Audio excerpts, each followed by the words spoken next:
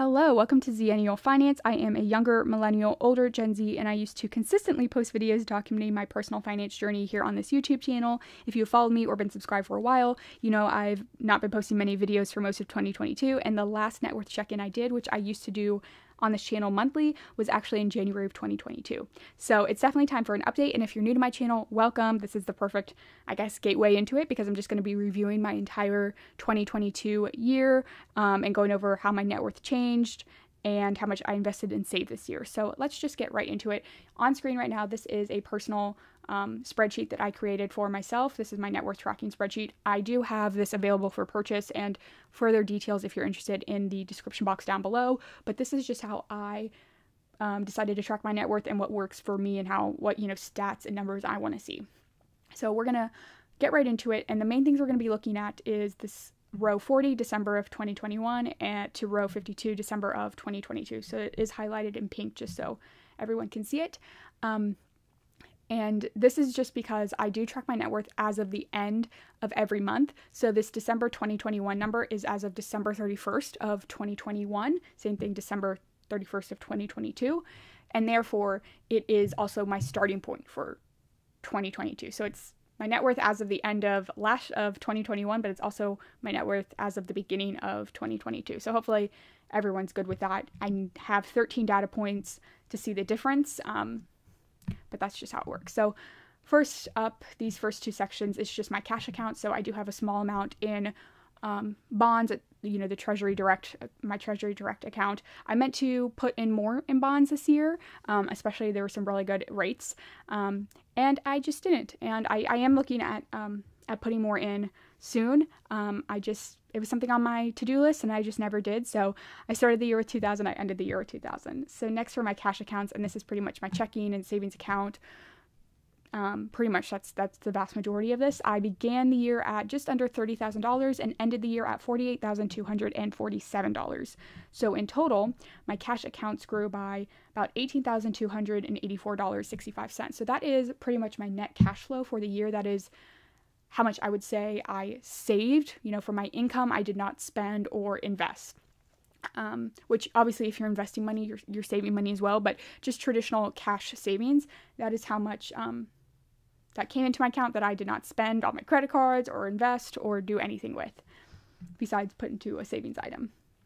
So next, we're going to go into my invested assets, starting with my retirement accounts, and my main biggest retirement account is the 401k, so that's just right here. It began the year at just about $34,000, and it ended the year at $48,628. In total, I invested about $22,441. So this was me maxing it out. I believe the max for the year was $20,500, and then the rest of that was employer contributions. Everything over the $20,500 was an employer contribution, which they do one lump sum at the midway through the year for the entire year. So I don't get it every single paycheck, but it's kind of nice to just have one lump sum where I don't need to worry about making sure that I'm contributing to my 401k every single paycheck. Like if I max it out a little bit early, which I did this year, then it's fine because they do a true up the next year with one lump sum. But then you can see, although I put in $22,000, my account only grew by $14,751, and that's just because it was a rough year in the market, which is fine. I'm only 25, so I don't really care how my 401k does this year or next year, or really how it does for the next 5 to 10 to 15 to 25 years. This is long term. I'm thinking 30, 35, 40 years from now. So these day to day, month to month, year to year bad market times doesn't really matter to me. It's just a number and it will change many, many times. I'll go through this many, many times as I continue with my career and have this account. So moving on to my HSA, I can invest a portion of my HSA, which is a health savings account. I can invest a portion of it. Everything over $1,000 I can invest. So this is I have about $1,000 in cash, and that's included in my cash accounts section. But I began the year with $6,840-ish in here and ended it at $9,176. And so I invested quite a bit. It includes an employer contribution. They automatically do $500 at the beginning of every year into that account, which is great. So I only have to make up like the other $3,150, I think, to max it out for at least for 2022. That limit did increase in 2023. So in total, my account grew by $2,336. Again, you can see some red months in there. So sorry, I just got an account notification. Okay. So next for my Roth IRA, I began the year at $15,618, ended at $18,005. I did max it out for the year. You can see $6,000. This limit did increase in 2023 to $6,500, but for 2022 it was just $6,000. So even though I put in $6,000, my account only grew by $2,300. So that's not great. I was really hoping to get this over $20,000 this year. You can see I got pretty close. In July I was at $19,200, and then again in November I was at $19,100. So I was like, ooh, I might get really close to hitting $20,000, but you know, again, I couldn't control it. I could only put in $6,000, and then the market's going to do what the market's going to do. So I do think 2023, hopefully we can get it over the $20,000 mark, which it doesn't really mean much. I just think it's like a nice mark to say, oh, I've got $20,000 in my Roth IRA type of thing. Next is just a small pre-tax retirement account that I had with a part-time job. I honestly have not tracked or checked the balance of this in a while. I do need to roll this over into my 401k, and I've been saying that for like a year and a half. But the paperwork online is just so frustratingly hard to read and understand. And I'm saying that as someone who has rolled over 401ks actually already 3 times in my life. So I've done it before. I can do it again. I just got to really sit down and take my time to look at all the work. And I just didn't want to do that in 2022. You know, I was just being a little lazy. So $400 is close enough to what its actual value is, and I don't really care about the difference. Next, we've got my taxable brokerage account at Vanguard. I had $9,590 in this account. At the beginning of the year, I put in $2,209, and so I ended the year with $10,047 in there. And that was like the thing. I was like, okay, I can at the very least get this account to over $10,000. I shouldn't have needed to put $2,200 in there to get there, but you know what? I did. It wasn't a priority for me this year to invest to this account heavily. I really wanted to focus on my tax advantage accounts and then just saving cash. So I didn't put as much in this account as I did in years previous, but that was, you know, part of the plan. And so then in total, my account grew by $456, which every cent matters. Okay. So next, this is just a summary for all of my assets. So in total, between cash and investments, I had $98,300 at the beginning of the year, and then my total assets equal $136,500 at the end of the year. So total cash, again, this is not like actual hard cash that I keep, like I literally keep like $100 in cash, but like not invested assets. I began about $32,000, and now I'm at $50,200. I have no physical assets, so I don't track the value of my car because it's very little, and then I don't own a home or anything like that, so that's always been at zero. Total invested, I started the year at $66,350 and ended at $86,257. In total, I invested $34,300, which is great, and then my total assets increased by $38,195, and really a lot of that was the $18,000 in cash that like that kind of net cash flow that I had for the year. So those are my assets. I don't have any like debt. I just have my credit cards that I pay off at the end of every month or with the statement balance. So there's always a little bit of a balance on these credit cards that roll into the next month because my statement doesn't end at I don't pay it at the end of the month. I pay it like mid-month. That's when it's due. But these are all on automatic payments. I don't incur any interest or anything, and I always have the money to pay these off in full at any given moment. I just have it set up to automatically pay off at the whenever my statement is due. So you can just see how my credit card balances, fluctuated throughout the year. Really not that big of a deal. There were a couple things where you could see it was higher. This was on a vacation. This was also some vacation stuff. Honestly, I don't know why it was so high in October. Maybe I did some, I think I might have done some like shopping for family starting for Christmas and things like that. I don't know. Oh, I did also take my dog to the vet in October, and so even though I paid that off like right away, I think I had about $1,000 of a vet bill on there as well, so that could be it as well. So then again, total liabilities, it's very boring for me, but if I scroll up here, you can see from like past months, I have since hidden these categories, but I had lots of student loan debt, so that's where I was like tracking a lot of that. So we'll just scroll back down to this year. Okay, so here is my total net worth summary. So I began 2022 with a net worth of $97,800, and I'm ending 2022 with $136,033. So again, you can see my total assets and my total liabilities. Again, in total, I invested about $34,300 this year, and my net worth increased by $38,234. So that's also what you can see in these two rows. $38,234 is my year-to-date change, which means my net worth increased by 40%.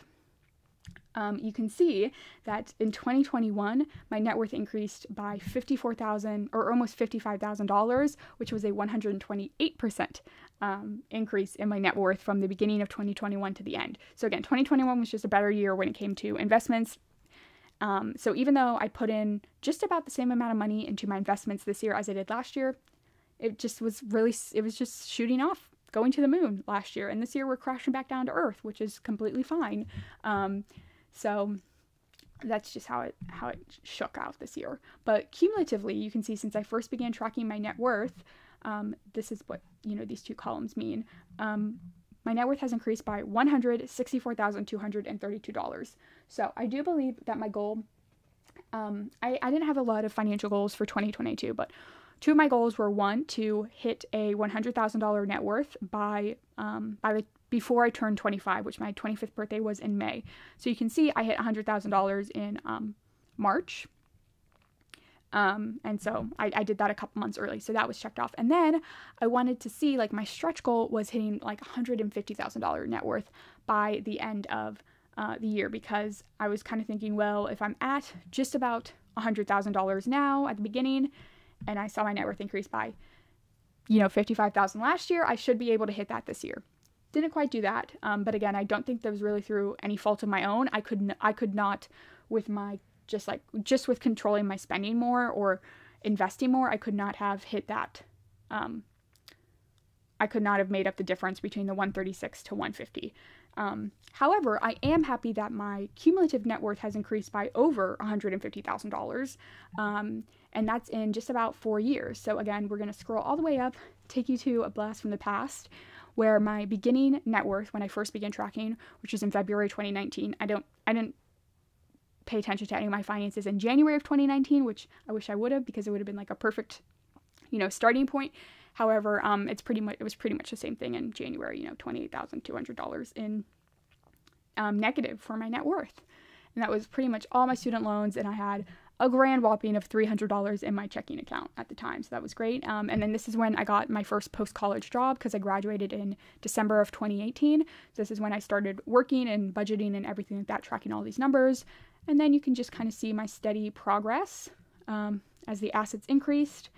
And most importantly, my liabilities and debt decreased, paid off my student loans. And then the rest of these liabilities is pretty much just my credit cards, which again just fluctuate as I spend throughout the month.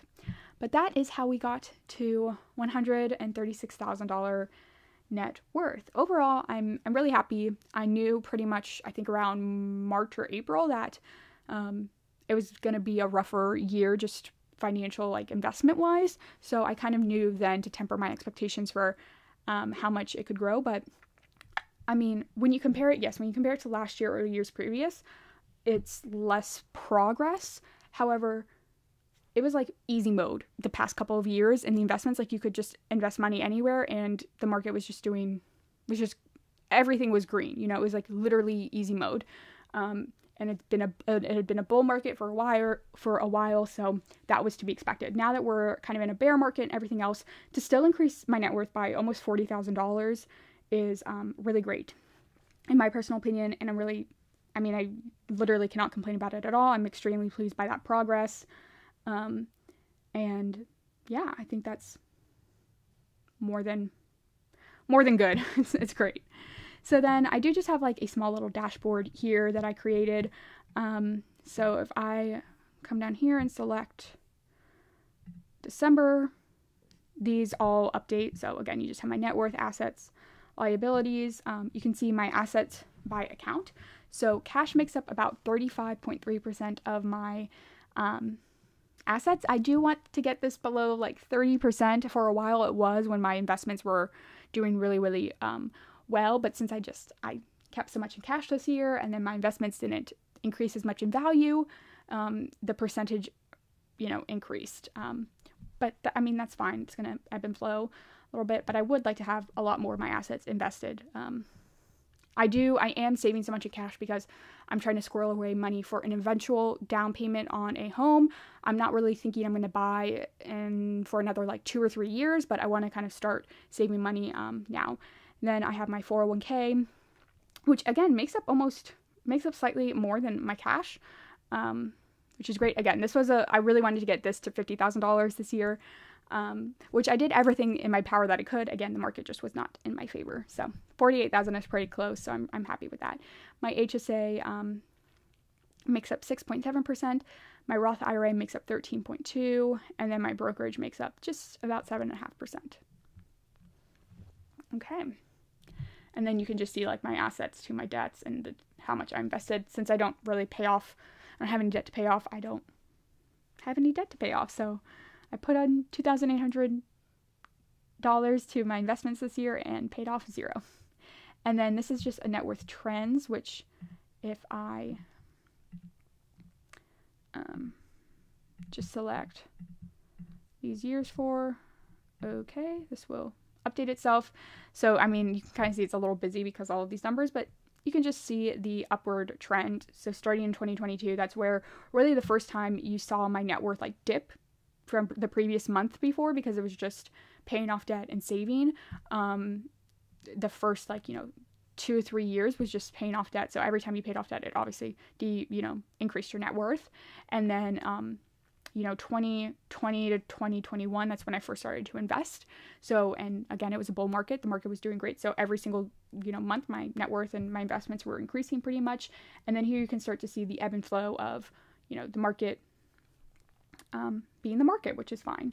So that's how we ended there. Over here is just a little bar chart of the assets over time. It's awesome to see just how much they've climbed. And again, my liabilities, just how much they declined there. And then, like I said, I do track my net worth also in YNAB. So this is my YNAB, which stands for Unit of Budget account. And we'll just zoom in here. And you can see pretty much that same chart, but just in this YNAB function from February 19 to, let's do December of 2022. My net worth has increased by $164,232. And you can just see all of those green arrows as it increases. And then again, starting in 2022, some red arrows, but overall we're in a much, much, much better position. So yeah, that's pretty much it for this video. That has been my 2022 net worth journey. I hope you found it helpful or insightful or something, just to see real numbers and how it's been a wild ride. And then I will be doing another video soon on my yearly spend, which you can kind of see this tab up here, yearly spend comparison, showing you how much in total I spent this year, which will help put these numbers in context to figure out, oh, like that's how she was able to put that much money in cash with her income and everything like that. If you're new to my channel, I do want to say, maybe I should have said this up front, I apologize, is that I do live at home. So I don't pay full market rent. Really much I don't pay rent much at all. I do some financial contributions to the household, which again, you can see on any of my budget with me videos, or when I do my yearly spend comparison, you'll see those total numbers. But I'm going to show you everything I spent my money on, exactly how much I brought in, gross income and net pay, everything like that, so you can get a good sense of how I actually increased my net worth this much, besides just like what the market did or anything like that.